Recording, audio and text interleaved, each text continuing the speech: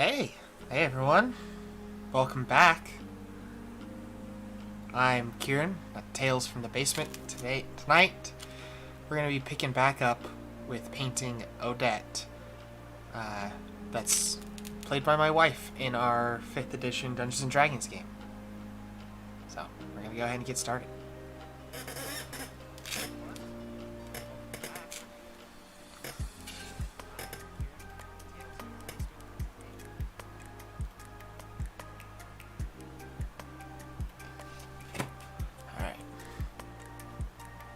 So,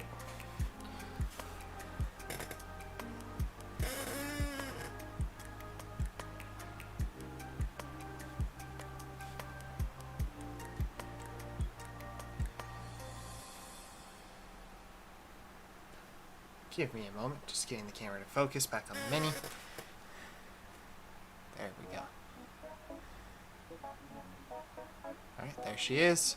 Left off, last point we were at, I believe we had just finished the wash. So we're just going to pick back up there and start doing some highlights.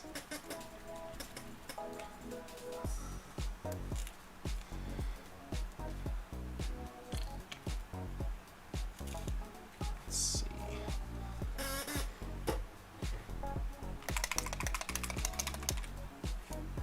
Please excuse all the sound of the little ball bearings bouncing around inside the paint bottles. I'm now using a brand new Winsor & Newton. See how that works out for us.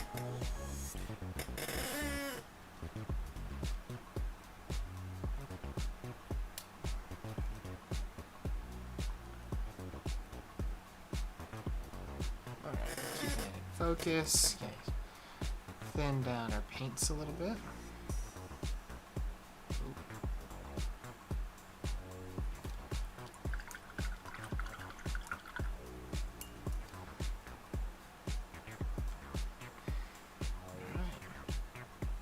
So, as always, when we pick back up after a wash, we take the exact same colors as we started with before the wash and do some of the highlights.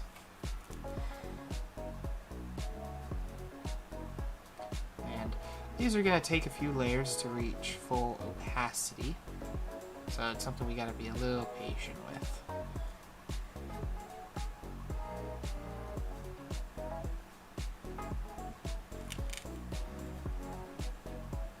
Making sure to hit more of the high spots than anything else.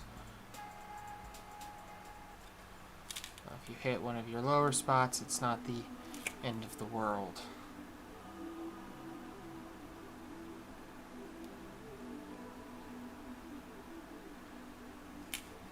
We're going to be using a little bit of a trick I learned on the hair. I learned recently about making it look like it's glossier than your paint is. It's adding some ocular highlights to the hair. That's going to be pure white, high contrast, in order to make it look like the hair is glossy and has a light sheen to it.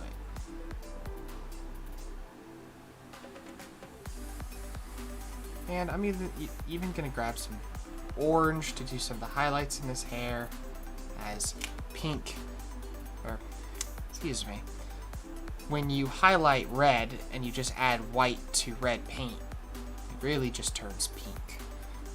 So to avoid that, we're going to be using oranges and yellows in order to get the really true highlights.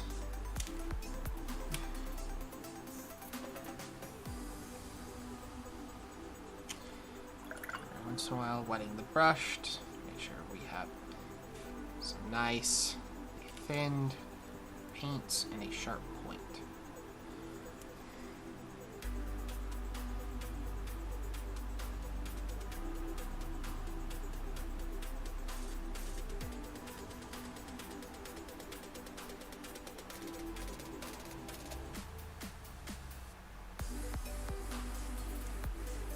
And just slowly building up the layers of highlights back up.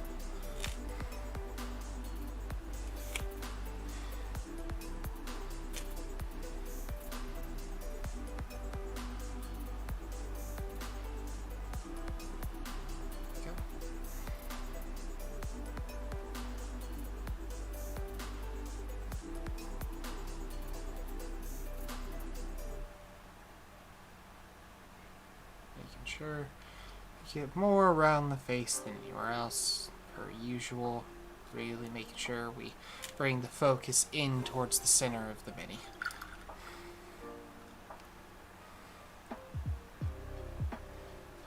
I'm already really liking this brush. Usually someone who goes, no, you don't need the expensive brushes in order to get a good result.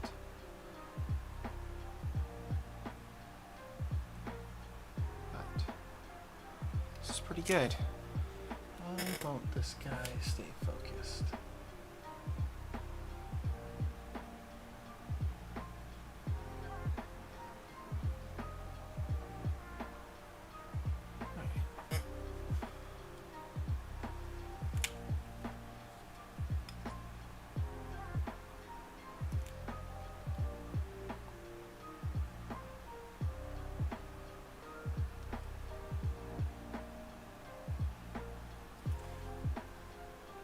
Doing a pretty good job getting these layers built up.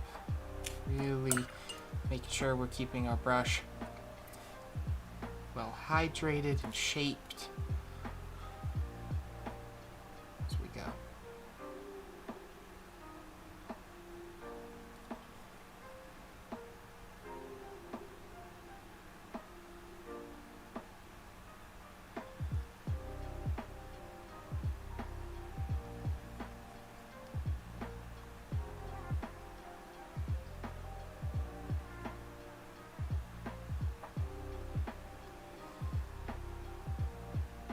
The reason I'm going over some of these areas that had the darker recesses and not caring too much about how dark I keep it is because acrylic paint is so much more translucent than we think it's going to be when it's dry.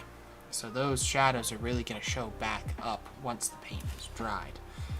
And right about now, I'm going to go ahead and start adding some orange to some Jacaro orange from Citadel to my palette in order to start building some highlights. I'm also going to add some Uriel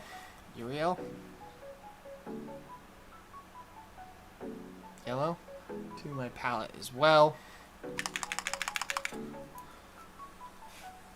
just so I can start building more highlights in the hair, as well as making it look like there's actual, like, natural highlights in the hair, like different colored hair strands, which is something that you'd see in real life. So I'm going to take some of the Jacaro, mix it with some of the red we already have going. That was a little too much Jacaro orange. Let's try a little less this time. I'm looking for something that's not quite desaturated. It's really easy to get a desaturated orange when you're mixing.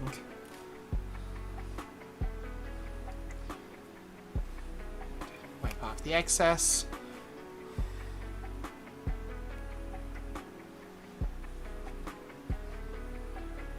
Keep hitting those highlights using mainly the edge of the brush. You don't really want to use the true tip of your brush because it's a good way to damage the bristles, and when I'm using an expensive brush like this, it's something I'm pretty concerned about.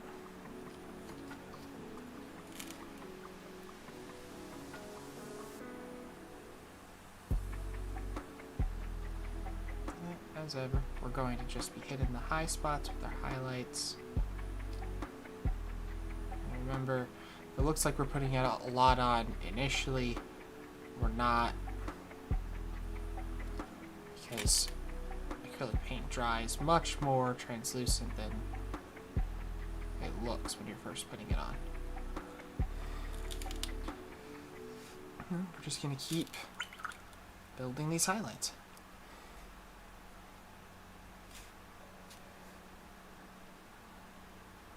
I know from the angle that I'm filming at, it doesn't seem like I'm following my own advice of using the side of my brush. But if I was to hold it at this view while I was hitting this spot, you'd see that it's definitely more of a dragging the side of the bristles along.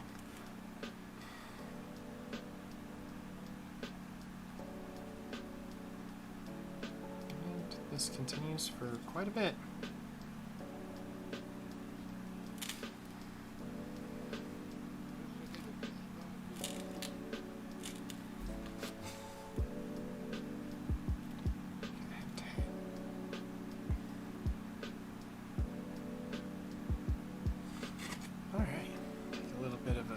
Drink break.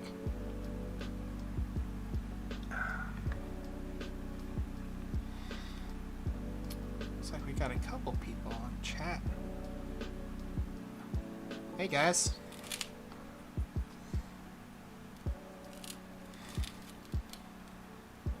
Alright, let's focus a little bit more on this. Ooh.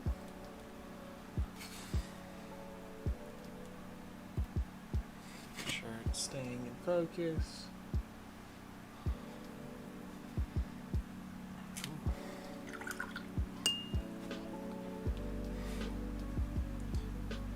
Reiterate, don't really lick your brush like I'm doing.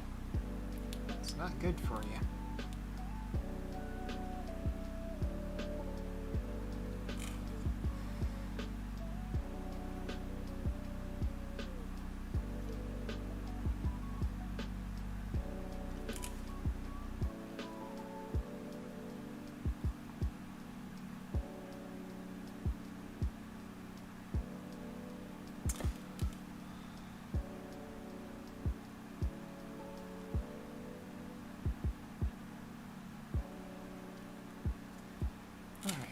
Mix up a little bit more of this red, a little bit of yellow to build up a nice highlight.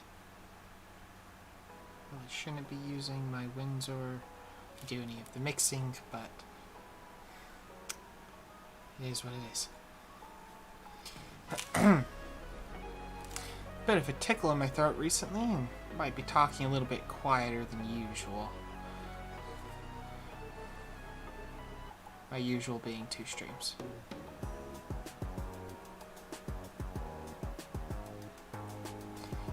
But I also spent the day trying to film up some of the videos for you guys. So I've been getting more requests about what sort of paint people should use and brushes I suggest, and trying to put together a video on that pretty soon here. Shape the brush, hydrate it.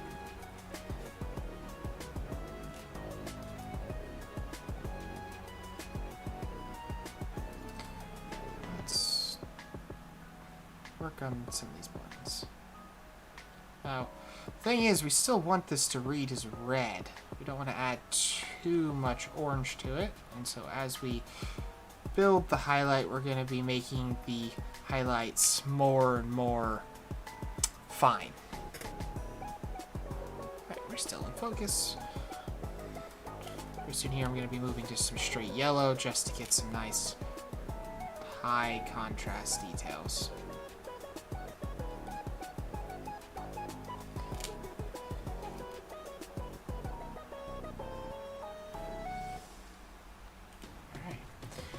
That's pretty much as much orange as I want to add. I'm going to add some pretty close to pure yellow here, as much as I'm daring to go. Just hit some of these spots. For this, we really want to focus the yellow where the light source is coming from, because we're trying to build a ocular highlight here. So, just small little dashes of yellow on the hair.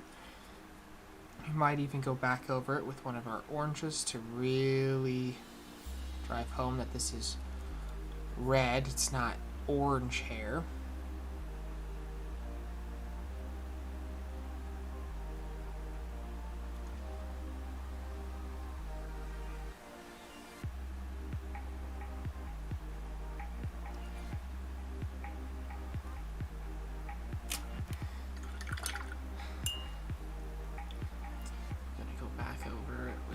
little bit of red.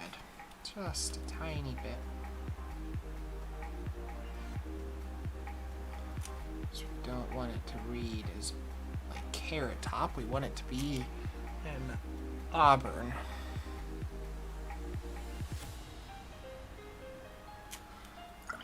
Back. The yellow. Do a very thinned down coat. Just hit these spots.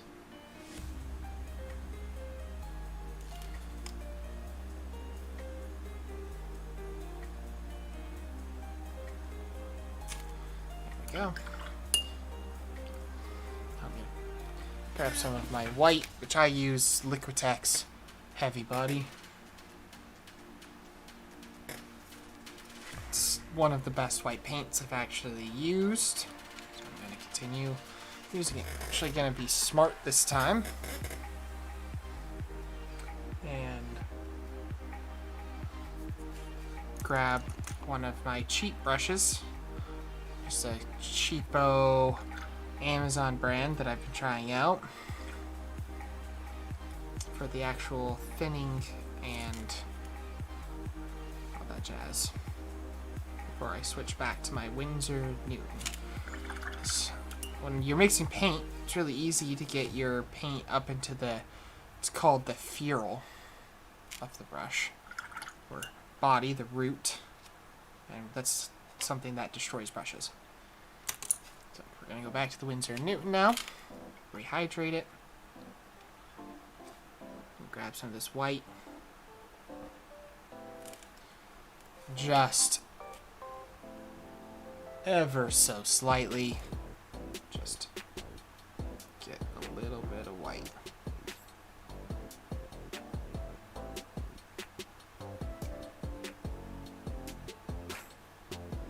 Might be a little too strong, so we're going to wipe it off, and that's actually something that I'm pretty happy with. It gives it a kind of glossy look, so just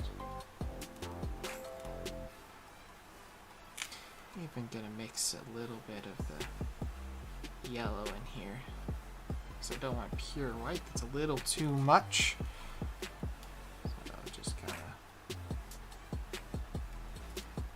making it look like there's a sheen on the air. So we're really using a light touch here.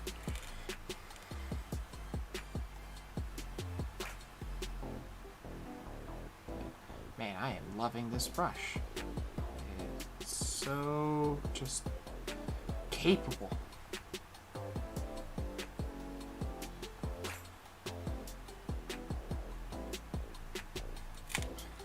There we have it. That hair is looking actually pretty glossy for being a pretty matte finish.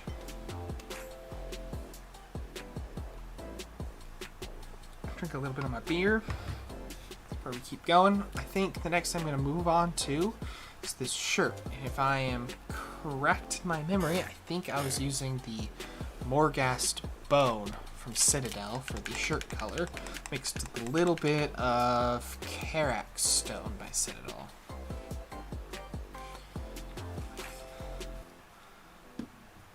This is the Karak Stone.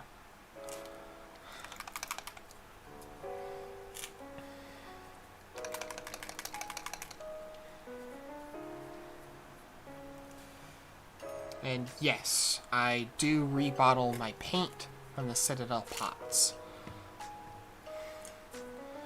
Alright, gonna grab a little bit of this Morghast. Of course, it needs a little bit of water. So we're gonna mix that.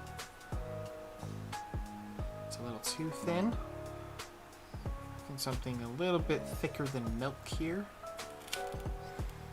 And then you run the majority of the paint out of the bristles.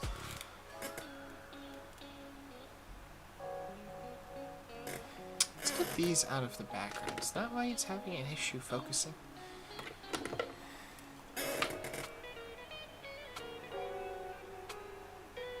There we go. So I'm just gonna try to lighten this back up a little bit.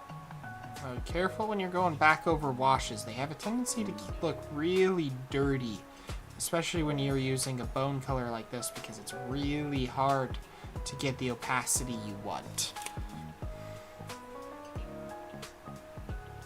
So this is probably going to take even more time than the hair did, because going over dark paint with a low pigment bone color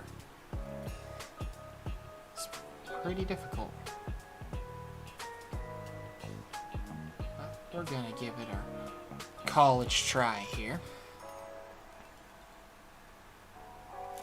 Let's see if we can. Careful around the face, because we have already done the wash. And that was something that we had already done to help clean up some of our earlier mistakes. So this is the time when you're really going to want to make sure you're taking your time around the things you've already gotten done.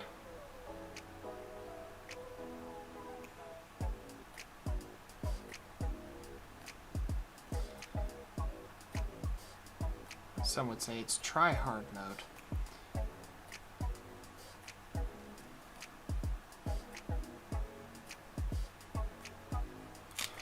Rehydrate your brush.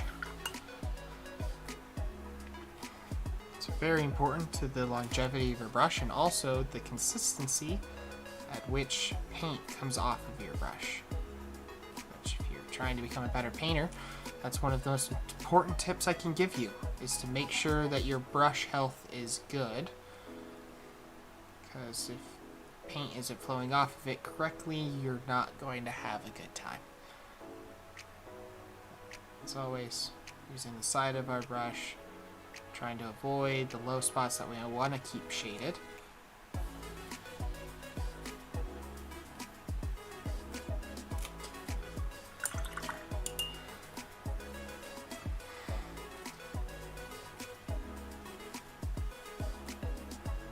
Mixing up a little bit more of the bone color. To come back to the shirt and make sure we hit the high spots. So remember, we're trying to bring the focus to the face as the focal point of the miniature.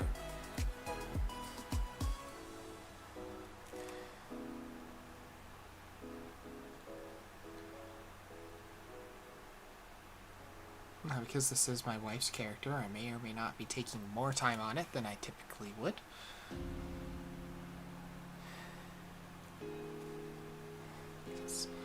This is only my wife's second character, but her second gnome as well. She tends to play the small, sassy types. Right, let's not block the entire miniature with my hand. Alright, can't be helped. I can't get to the spot otherwise. There we go. It's just getting the little shoulder area right underneath the hair right there. This thing does not want to stay in focus. But we're still going to try our best. Hydrate our brush. This bone color has a tendency to dry quite quickly.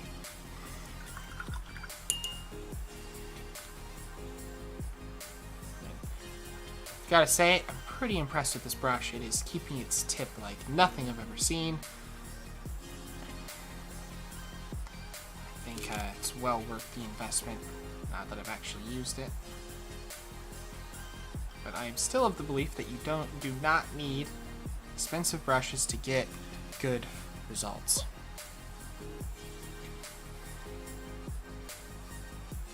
In fact, I'm going to be painting all the miniatures you need for the 5th edition starter set adventure, Lost Mines of Phandelver, using nothing but the cheap brushes that I showed off a little bit earlier, and a paint starter set and a wash and that sort of thing to really drive home the point that you don't need fancy gear in order to get good quality tabletop minis.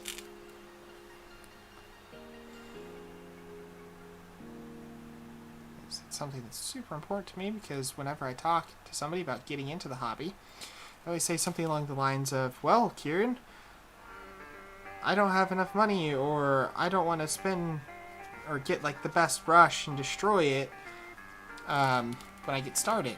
Well, you don't have to. You can get really, really good results using inexpensive gear and just like a nice like learn to paint set. How I started out, I got the Reaper learn to paint kit that comes with a few minis and a few different colors, and that's how I learned, and I still think that was a great little starter set, though it's not the one I would suggest now. Nowadays, I'd suggest picking up the Vallejo model color set, and then some, well, they're all linked below if you want to check out what I actually suggest when you're starting out.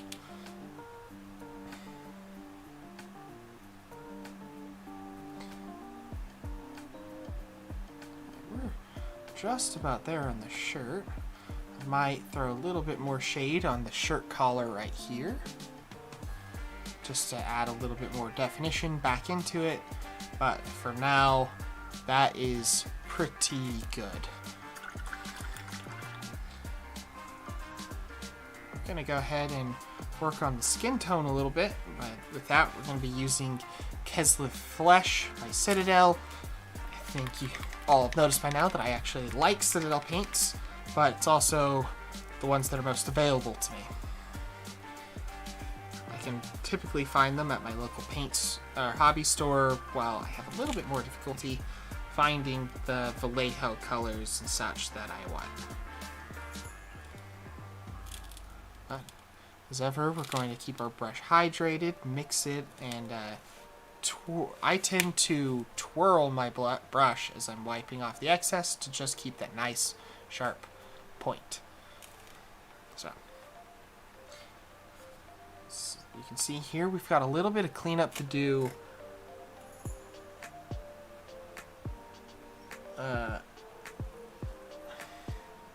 There's a little bit of cleanup around the eye, so we're going to go back and clean it up. At the same time, that's also going to help us get the highlights on the cheekbones.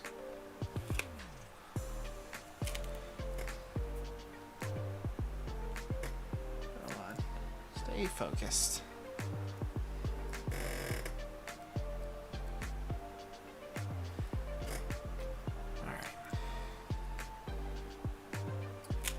I forgot to put in eyebrows. We're going to go ahead and do that now. I'm going to pick up some of the red that we used on the hair earlier and ever so slightly put in some eyebrows above the eyes. Now, this miniature has a pretty quizzical look on her face. So we're going to actually go against my own advice of about a half hour ago. If I've been streaming that long. You're gonna focus. And we're gonna use the tip of my paintbrush to do these fine details. This is where a nice paintbrush, like in Winsor Newton, really comes in clutch.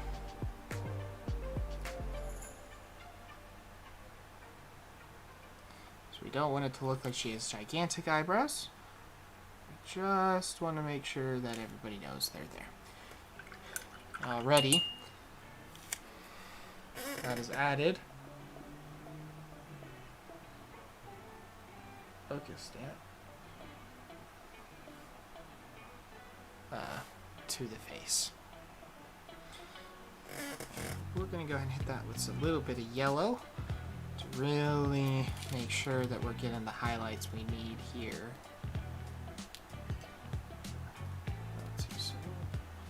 Go. Now, typically when you see mini painting YouTube videos, they're actually using like 32mm models. This is a 25mm tall model, which is fairly small. So if some of the details are a little more fine than you're used to seeing, that would be why. I'm going to go ahead and keep on highlighting here.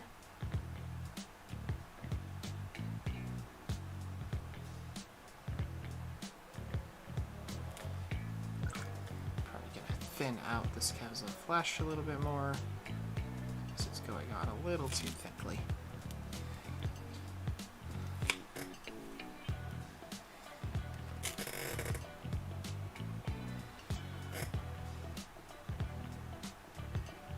Making sure to get a lot of the definition that we were missing from before back into the model. The wash, while extremely useful tool, tends to lose some of the details you had put in before. So right now we're just redefining those.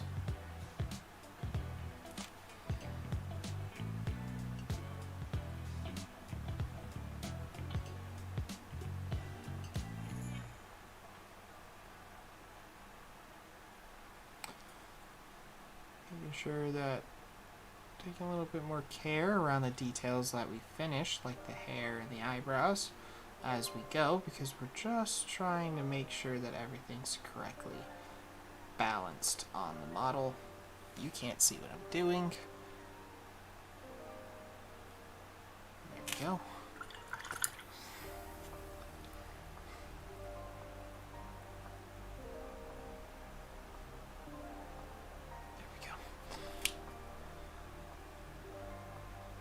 Alright. So, we just rehydrated our brush, and we're going to go back in. See, this jawline and cheekbone needs a little bit of work, so we're going to go ahead and do that. And this ear. And remember, we're avoiding the lower areas that we want the shade to stay in.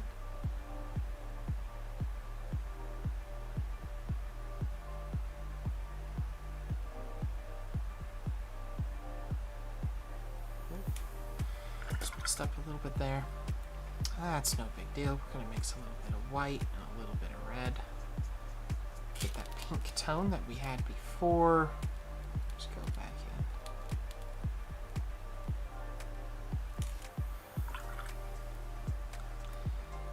Got a little bit more of the white and red.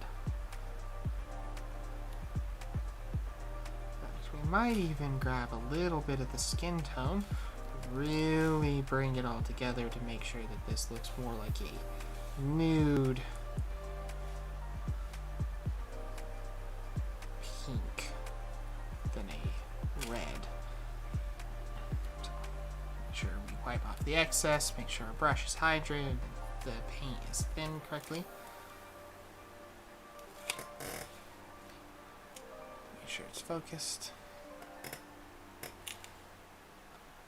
Come back in.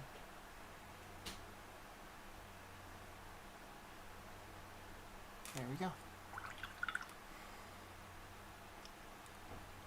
I'll mix a little bit of the white with the skin tone to get our next highlight on the skin tone. Come back, just tap nose, just a little bit on the cheekbones to make sure that they look lit up.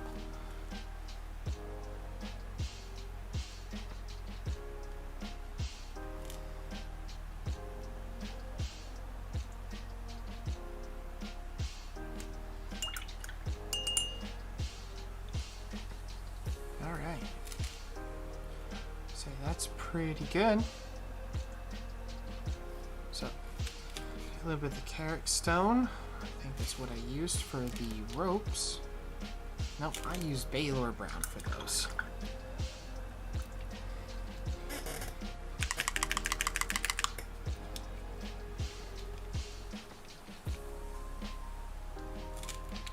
I typically keep notes of the model as I'm working on them, just so I don't have to do any guesswork for what everything on the model needs to be painted as if I've stepped away from it, but I neglected to on this one.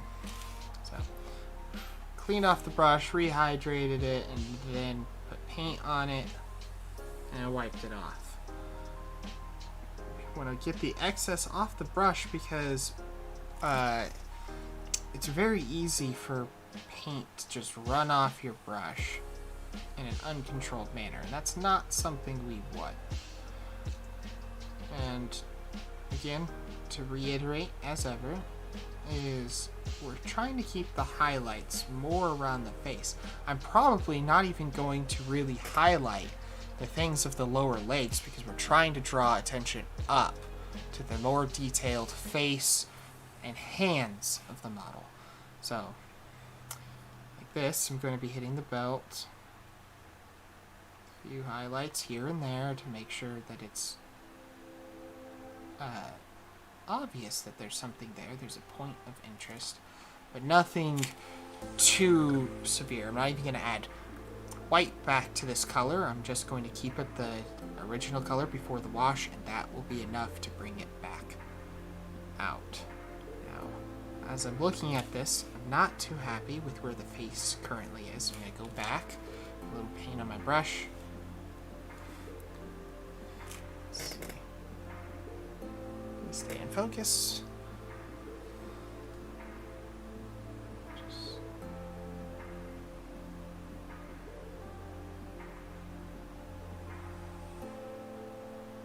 I think I just did not have enough saturation this side of the face before I moved on.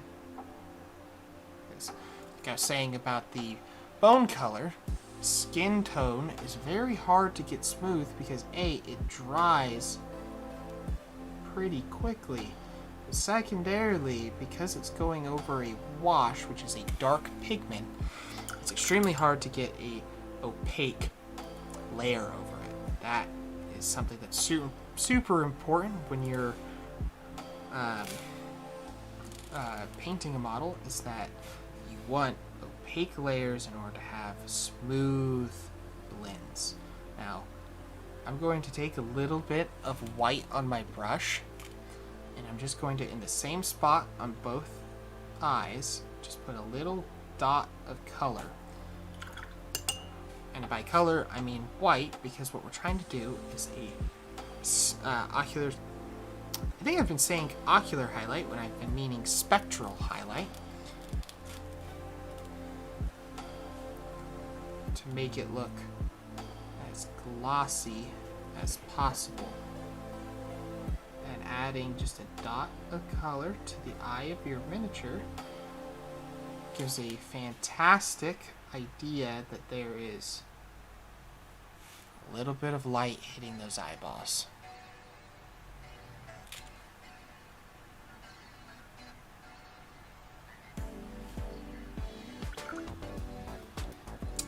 Grab some black to clean that up a little bit.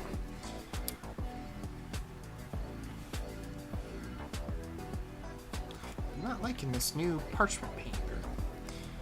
It's peeling up far too easy. But no matter, we're gonna go ahead and get some black on our brush just to clean up this eye a little bit. Hopefully you can see what I'm doing.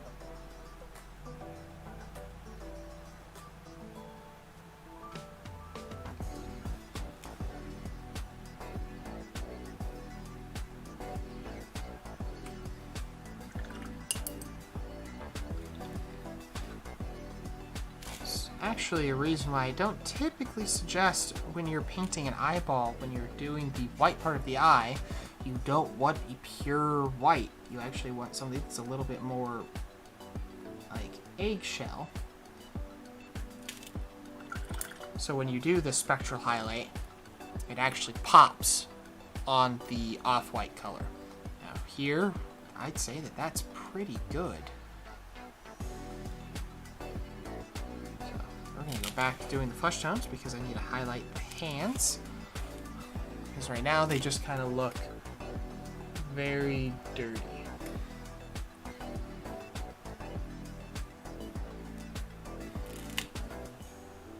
little bit more of the excess off.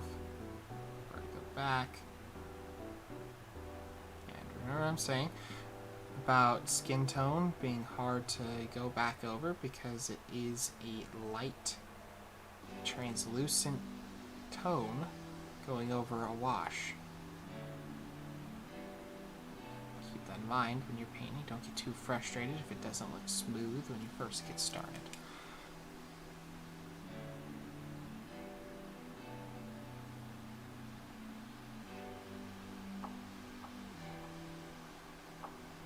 The technique I'm using here is called feathering, because it's almost like a dry brush, because I'm trying to keep some of the shadowed areas between the fingers still visible, but I'm trying to get good coverage. So feathering is a good solution here, as I'm just going over the area with quick little brush strokes, just hitting the raised edges.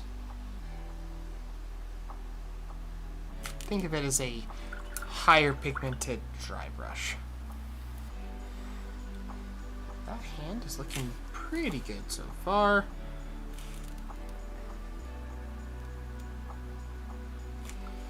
Wipe some of the excess off so I get consistent coverage.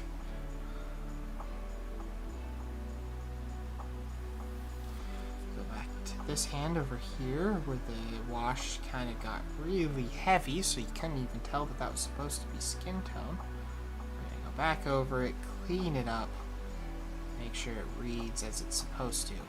Now, keep using the term read, and it's a term that you're going to run into quite a bit in the mini painting community, and that is what the color appears as is more important than the colors you actually use. It's how non-metallic paint works, or a paint scheme. You're not actually using any metallic paints. You're using whites, grays, blues in order to get a steel tone, or browns, oranges, yellows, whites to get like copper, bronze, gold. And it all depends on your how high contrast you paint, and what your feathering looks like, and wet blending.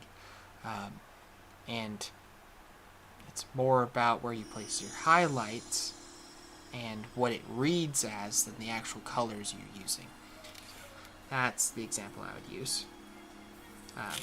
So I really want this to read as a skin tone. So I would, if I wanted something to read as a skin tone, let's say I was doing a darker skin tone, I wouldn't be using Keslet Flesh or anything like that. I could buy a darker toned skin tone, but I can also use like a darker brown mixed with little green and yellow and a little bit of pink to bring it to a more organic reading paint scheme. But it's one of those things that just takes a little bit of practice, and you get better at as you go. In fact, I'm going to go back over this hand to make sure I get some highlights. Again, I'm not actually adding any white or yellow to this to bring it up. I'm just using the same color paint back over the same color paint that had a wash thrown over it. So, I'm actually going to call that good.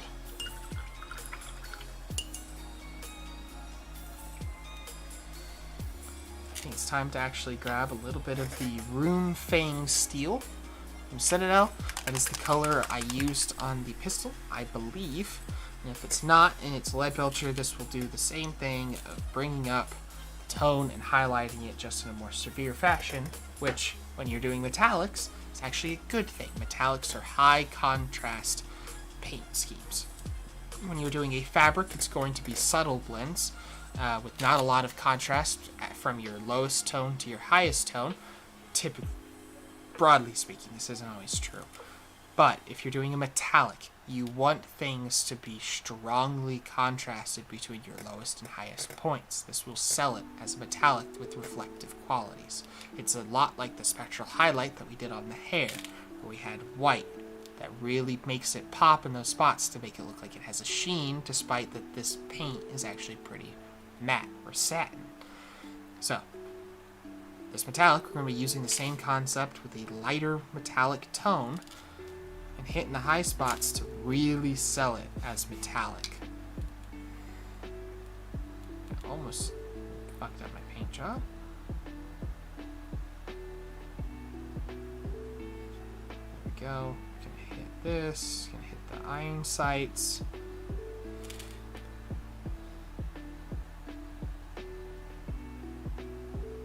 Remember, we still want it to be shadowed in the recesses, or else there wouldn't have been any point to using the shade.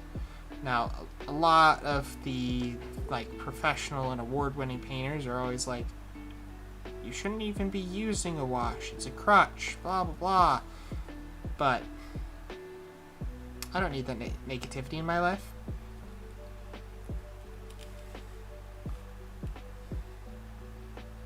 So we're just going to keep hitting these high spots, maybe feathering in a little bit into that little barrel area. And I've noticed that I neglected to drill out this barrel, so I'm going to use a little bit of pure black when I get there to really sell that that is a deep, dark barrel that's intimidating to look down. Because, well, if you have a gun, half the reason is intimidation.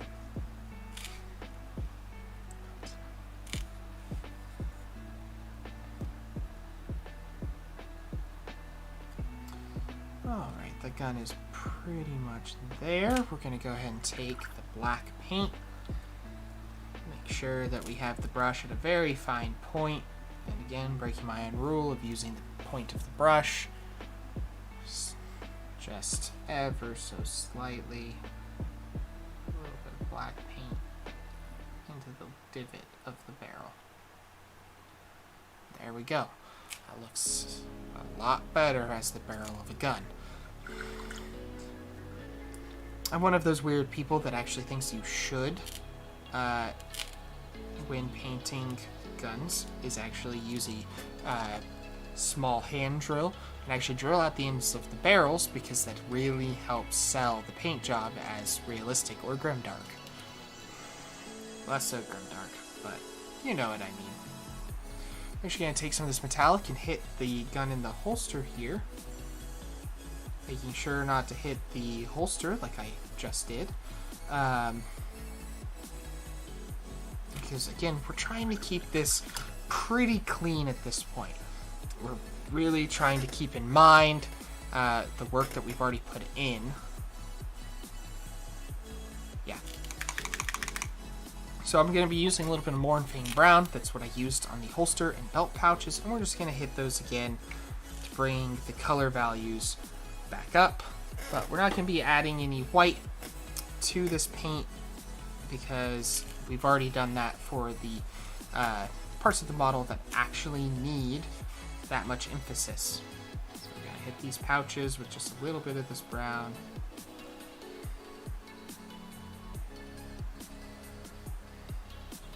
And fix this mistake I made here.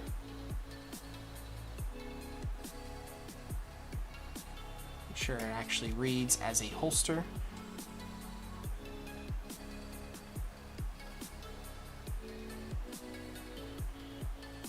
I'm even going to do something I don't typically do. I'm going to take a little bit of this Baylor brown, which is that light brown we used for the rope earlier, since it was already on my palette, and I'm just going to make sure my brush is at an extremely fine point, and I'm just going to kind of add a couple scratches and dings to the leather to sell that these are well used objects. Been through a lot. You only need a little bit here to really sell. If you start doing too many scratches and that sort of thing, it's gonna start reading as the Baylor brown instead of a dark leather. So that's pretty good. Noticing that this cloak is pretty, or I want to think of it as like an early 2000s flannel if you're into like Rage Against the Machine. But I know that's not what it is. It's actually her invisibility cloak wrapped around her waist as she enters the fight. For this, I know I started with Eshin Gray from Citadel, so I'm going to start with that, and I might hit it with a little bit of Dawnstone. Just a little bit, because when you're going with some dark fabrics, you want to have a little bit higher highlights than you usually use, because dark clothes, they can fall into obscurity very quickly if you don't correctly highlight them. So, add a little bit of the Ashen Gray and a little bit of Dawnstone from Citadel. Get this lid back on. And we're just going to hit the high spots. Again, this is the same color that I used initially. And I'm just going to be hitting the high spots because the shade has already done the work for me. Especially hitting this edge. Remember trying to use the side of your brush for a little bit more control.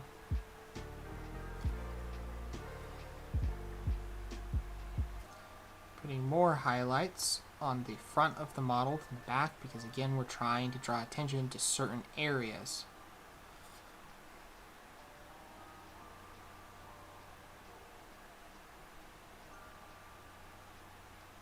If you guys are liking this video, or if you're here presently the stream, go ahead and share it with some friends that you know want to get into miniature painting. I'd really appreciate it. Maybe they'd learn a thing or two as well.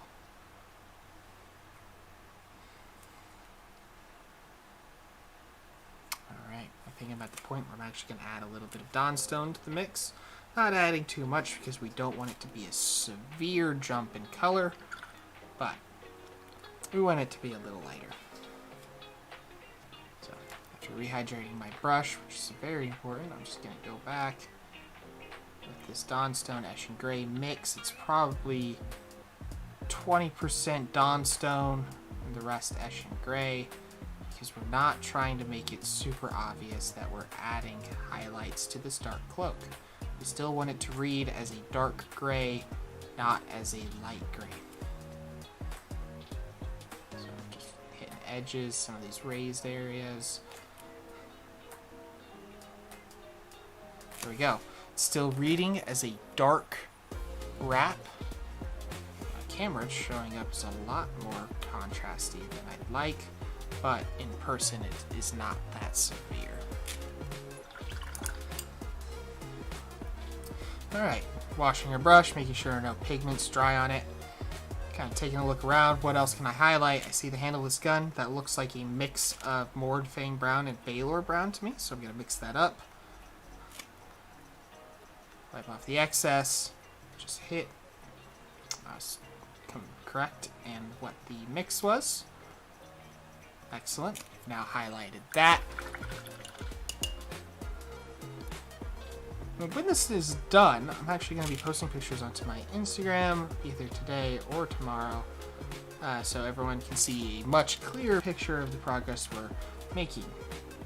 I'm going to go back to the hair a little bit. I saw a spot that wasn't correctly shaded, so I'm just going to hit it with that little bit of red, remembering that the opaqueness of acrylic takes a few layers, so just running it over that once should get us to the correct shading that I want. So remember, we want most of the spots of shininess for the spectral highlights to be on the top. We don't really need anything on the bottom. So, not liking the spectral highlight over here, so I'm actually going to go back to some skin tone and reshape the eye a little bit because it's not looking correct with the eyebrow right there. So, fill in the skin tone a little bit, make sure the eyebrow is still the correct shape.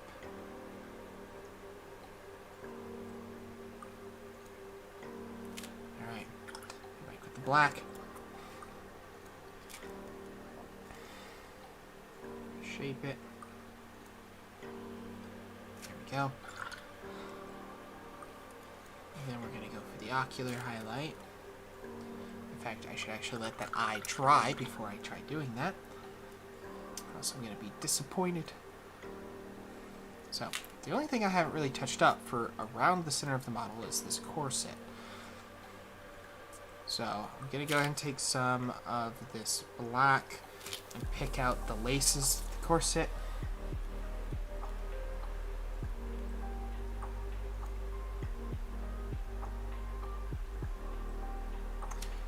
There we go. And I believe this was Altdorf blue.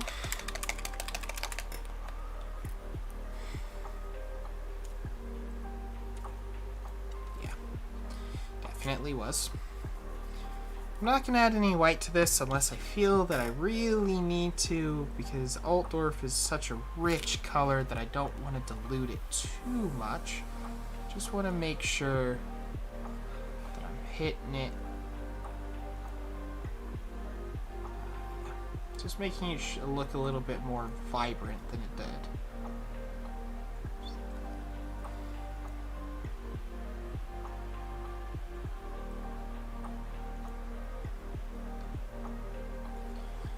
Go.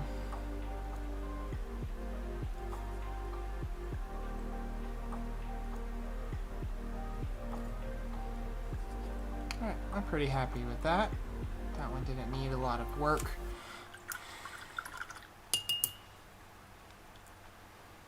Alright, what else do we need to work on? And we're going to go ahead and hit these boots a little bit of highlights, just so you can tell that they're there.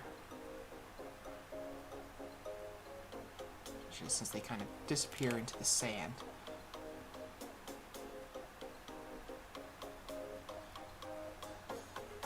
I'm not even going to try to reach full opacity here on the boots, because again, I want to focus most of the saturation and such at the top of the model.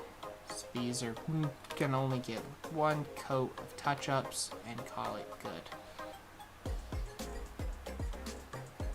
Want to make sure that it's at least differentiated to the gray pants above it.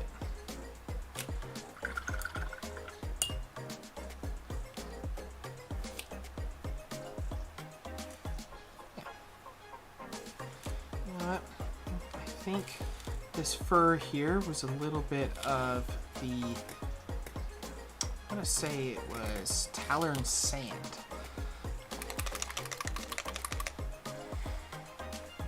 Some of that. Add to my little lighter browns up here. Sure to hydrate it correctly.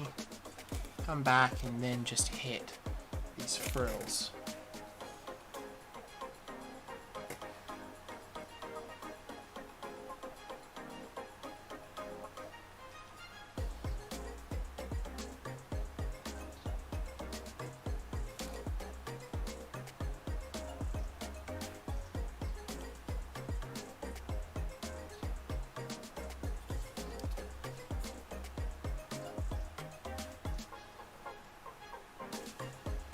Again, we're just trying to differentiate that there's something else here than just the grays, because I did go pretty heavy on the wash and through on this mini.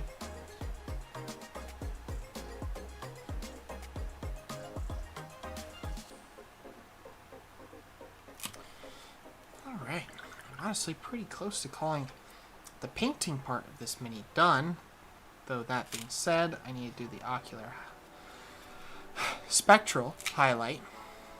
His eye.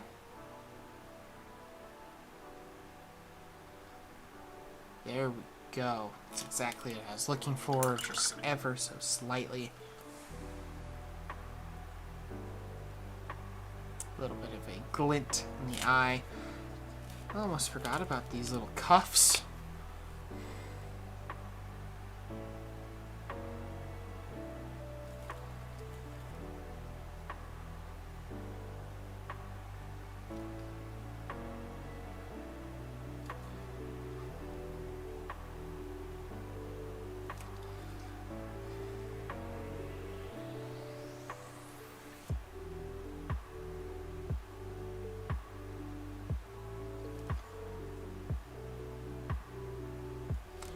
There we go.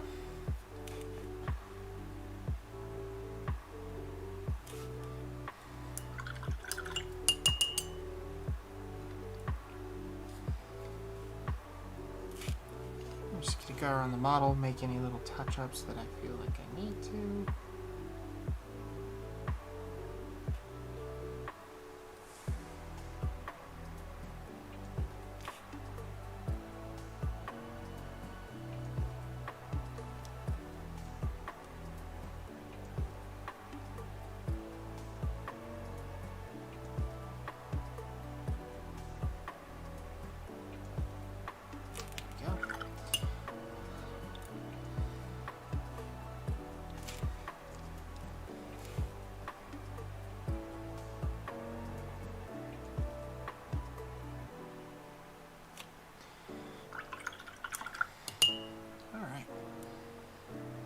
So let's grab a little bit of Retributor Gold. I believe that's what I used.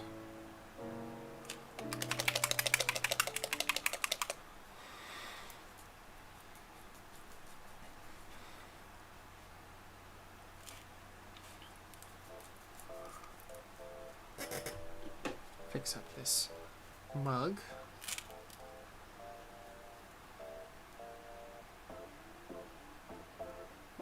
I think most people can agree with me that the most common time that they pull a gun on somebody is when they're interrupted drinking coffee. Because as a pirate, that's totally what's in this cup.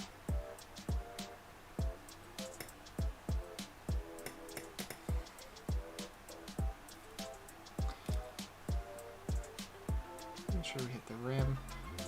And I'm even going to take more of the brown wash, which is Agrex Earthshade. I'm going to throw it back in this little divot to make it look like there's an actual liquid in there. And only in that spot. And make sure that it dries. Only in there. So.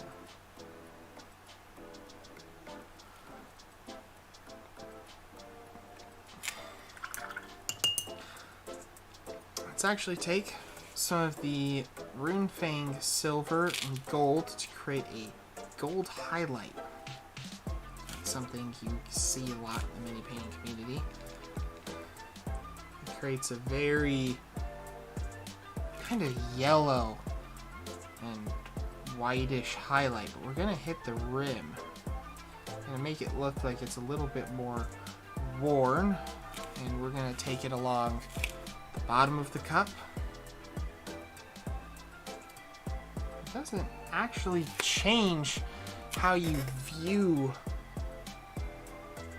the model, but it does add a sense of depth to a pretty cylindrical and boring object. It's already starting to pop a little bit more.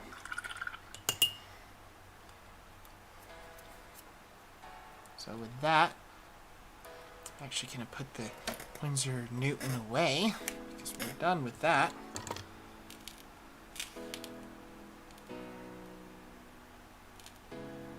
I need to get a different lens for this thing so it actually focuses on the micro shots. Feel pretty good about that mini. You know what? I just realized that that hairband is supposed to be blue. Very, very carefully just touch it up.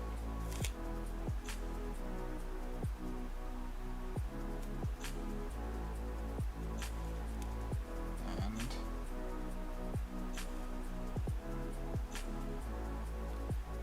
voila, that reads as blue now. It kind of brings in these two parts of the model together.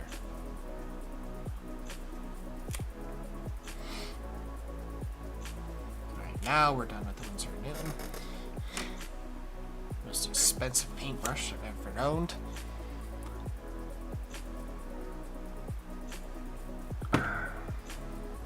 Let's see. Now moving back to the base, and I'm thinking that this was Tallarn Sand, so I'm going to take out of that multi-pack of cheap brushes that I mentioned and have linked down below, I'm going to grab the chip brush. Now, this is pretty frayed. It is a cheap brush. So I'm going to take a pair of scissors and just clean up that edge. Boom. It's a lot cleaner than it had been.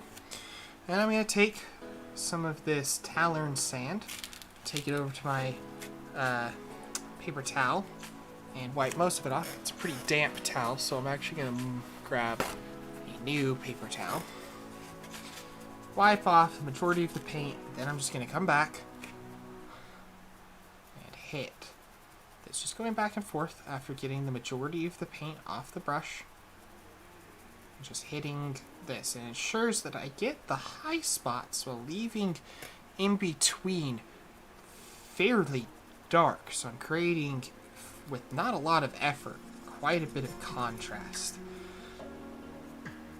And we're just going to do this until I feel like it's good. I kind of want this to read as damp, because this is a pirate campaign. And also, don't be afraid of getting some on the boots. It kind of makes it look like they've been trudging in this dirt for a little bit, and they've just got some road dust on them. Really good example of this, I'm going to actually reach for a different model right now, is for my Grey Knights kill team for 40k. This guy right here. You can actually see that I purposely dry brush some of the orange onto the lower part of the model so this Martian landscape orange, like the dust had been kicked up and it was clinging to his nice shiny armor. It's a more severe look at that sort of effect. Because I just rinsed off my dry brush, I've got to switch to a different one, which isn't the end of the world. I'm actually going to mix some of the Tallow Sand and the bone color to create a little bit lighter of a dry brush, to create a little bit more contrast. And come back, hit them. Okay, because I want it to read as damp. Damp things often read as darker and kind of shiny. And that's actually why I used a gloss wash on the base. Just because I knew I wanted to keep it looking damp. Alright. So with that, I'm actually going to call that good on the dry brushing at this point. I'm actually going to look at some of the grass tufts that you can see right over there. And grabbing my trusty tweezers. And super glue. Oh, this is an empty super glue. No, it's not. Now, I have forgotten that I put super glue on my wet palette before. And I'm just going to hope that I don't do it again. Put it up in the corner, as far away from the rest of the paint as possible. And I'm just going to take some bunch of little grass tufts here, with my tweezers, various sizes, dip it in the super glue, and throw it on the base. In pretty random fashion, I'm actually going to be using 3 different colors of grass tufts here, because beachy scenes typically have a little bit more variety than the typical landscape, I've noticed, if you're out in real life. I'm actually going to go pretty heavy on the vegetation. As Odette here is part of a pirate crew that travels all around and has been to some pretty exotic places, so I want there to be a little bit more variety and vegetation. Alright, I'm going to say take one more of these kind of more deadland looking bushes. I know Army Painter, this is the brand of grass tufts. They have a variety of colors, and I've linked one of them down below. So, boom. Calling that good. If I add too much, it's going to look like too much. And we also did do some work down here, and we don't want to get rid of all of it. So, alright, that is a pretty fantastic looking miniature, if I do say so myself. Real quick, I'm going to take some of that Agrex Earthshade I was talking about earlier.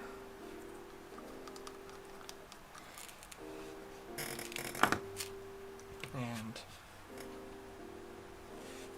trying to get it just... Ooh.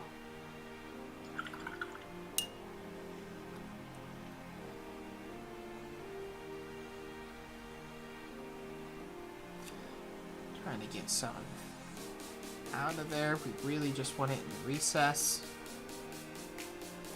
I'm going to call that pretty good. It now looks like there's something in the cup. Fairly convincingly, if I do say so myself. Gonna take the miniature out of the holder. Go ahead and do my trademark. It is not my trademark, but something you should do with all your miniatures. So you take some black, clean up the edge of your base. That really helps sell that the model is finished and just some clean work.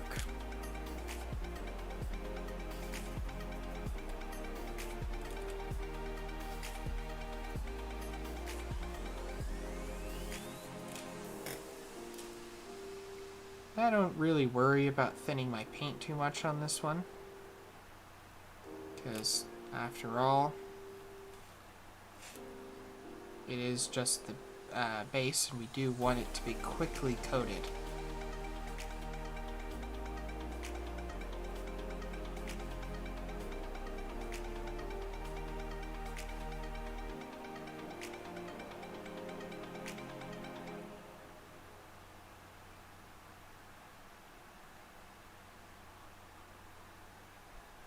Alright, so that is a black miniature base. The miniature is pretty highlighted. I'm actually going to take a little bit of the skin tone and white, just again. Miniature's really only done when you decide that you are done working on it. You can always add a little bit more and all that, but in general, I say that don't spend so much time on a miniature. Let it, when you feel like it's done, when you feel like you can't really add more to it, stop. You'll get better with every miniature, and there's no reason to make this one miniature your perfect one. The sense of satisfaction from finishing a miniature is only good as long as you've actually finished it. If you don't feel like it's done, or you keep thinking, oh, I can add this, you're never going to have the satisfaction of finishing that miniature, no matter how good it is. I'm just adding a little bit more of the shade to the cup to make sure it reads as a drink inside of there.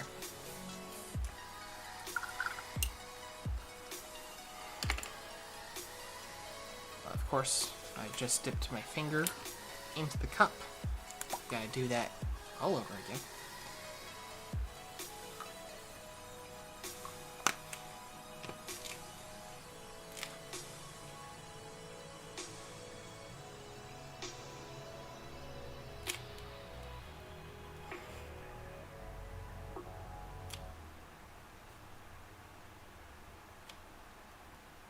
Alright. There it is. The finished Odette. I think my time on this miniature is roughly 2.5 hours, which is my standard for a 28mm scale model. I think my wife is going to be pretty pleased with this one. I say as if she's not watching right now.